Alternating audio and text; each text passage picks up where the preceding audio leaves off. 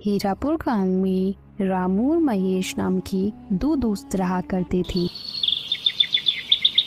अरे वाह रामू, मैंने सुना है इस साल तुम्हारी बहुत ही अच्छी फसल हुई है। हाँ काका, इस बार मेरी बहुत अच्छी फसल हुई है। फसल बेचने पर मुझे बहुत अच्छा मुनाफा होगा। बेटा, तुम्हारे खेत में कुल कितनी बोरी फसल हुई है? काका, 5 एकड़ जमीन पर कुल 150 बोरी हुई है। ठीक है काका, चलो अब मैं चलता हूँ, मुझे आज अनाज को बेचने के लिए जाना है।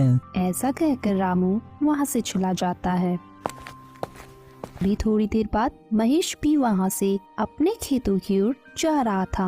अरे महेश बेटा, कहाँ जा रहे हो? काका, खेत में फसल की बोरियां आज सुबह जल्दी जाकर मैंने भर दी थी, अब उन्हीं को लेने जा रहा हूँ। महेश बेटा, तुम्हारे पास भी 5 एकड़ जमीन है ना? तो तुम्हारे खेत में इस बार कितनी फसल की बोरियां हुई है? हाँ काका, मेरे पास 5 एकड़ जमीन है और मेरी जमीन पर इस बार 1 एकड़ में 20 बोरियां हुई है, तो 5 एकड़ की 100 बोरियां हुई है। क्यों महेश बेटा, तुम्हारे खेत में 100 बोरी की फसल ही क्यों हुई है?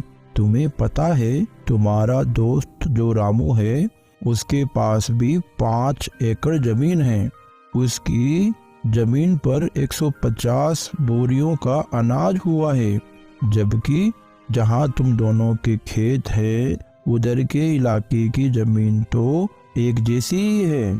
क्या कहा? मेरे दोस्त रामू के खेत में इस बार 150 बोरियां की फसल हुई है, लेकिन उसने तो मुझे बताया ही नहीं। ठीक है काका, चलो मैं चलता हूँ। शाम को महेश अपनी फसल बेचकर अपने घर लौट जाता है।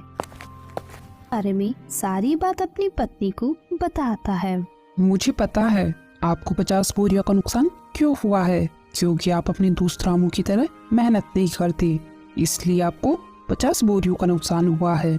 क्योंकि आपका जब मन होता है आप जब भी खेत जाते हो, और अगर ऐसा ही रहा तो कैसे चलेगा? अरे तू भाग्यवान, इसमें मेरी भी क्या गलती है? मुझसे जितना होता है मैं वो सब कर लेता हूँ। अब मुझे तुम ही बताओ, मैं इसके अलावा क्या करूँ? आज आप अपनी जमीन को बेच दो और रामू के पास वाली जमीन को खरीद लो।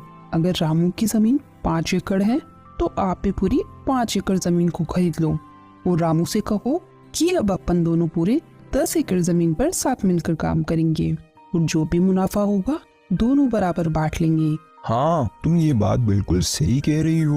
मैं कल ही रामू के पास जाकर इस बारे में बात करूँगा, और मुझे जहाँ तक पता है रामू मेरी इस बात को टालेगा नहीं।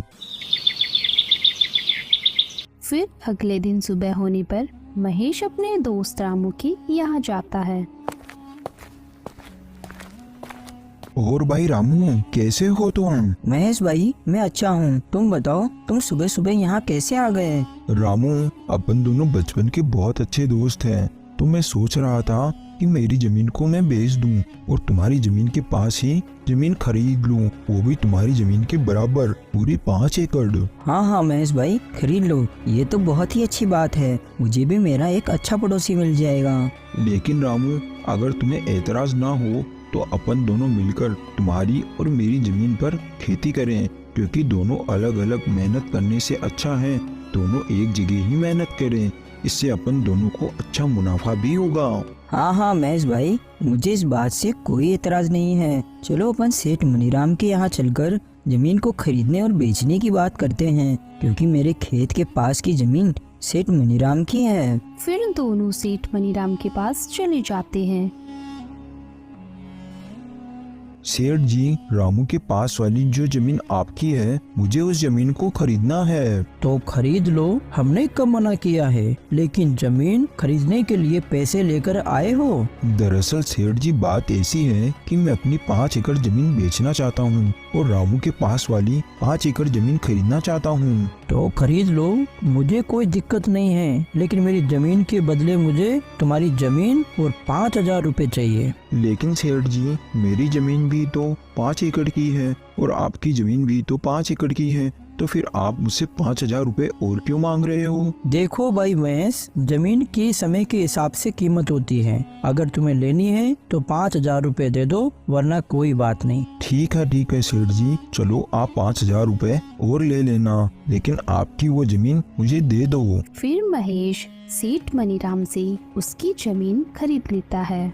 फिर ऐसे ही कुछ दिन बीतने के बाद सुनो भाई महेश, हमें कल से खेतों में हल चलाना होगा, इसलिए कल सुबह तुम तैयार रहना खेत जाने के लिए। अरे यार, हल चलाने में तो बहुत मेहनत लगती है, बैल के साथ साथ पूरे खेत में चलना पड़ता है। मुझे इस काम से बचने के लिए कोई ना कोई बहाना तो बनाना ही पड़ेगा। अरे सुनो भाई रामू, आज मेरी पत्नी के पिताजी का देहांत हो गया है और मुझे 12 दिन के लिए उनके वहाँ जाना पड़ेगा, और अगर मैं वहाँ नहीं गया तो अच्छा नहीं लगेगा। हाँ महेश भाई, ये बात तो सही है, वो तुम्हारे पिता समान है, तो तुम वहाँ चले जाना, तुम्हारे हिस्से का काम भी मैं ही कर लूँगा, तुम बेफिक्र होके चले जाओ। मुझे तो ऐसा लग रहा था कि तुम इस बात के लिए बिल्कुल नहीं मानोगे। तुम सच में मेरे बहुत अच्छे दोस्त हो। मैं 12 दिन बाद वापस आकर तुम्हारे साथ खेत में बहुत मेहनत करूँगा। फिर थोड़ी देर बाद महेश अपनी पत्नी के साथ उसके ससुराल चला जाता है।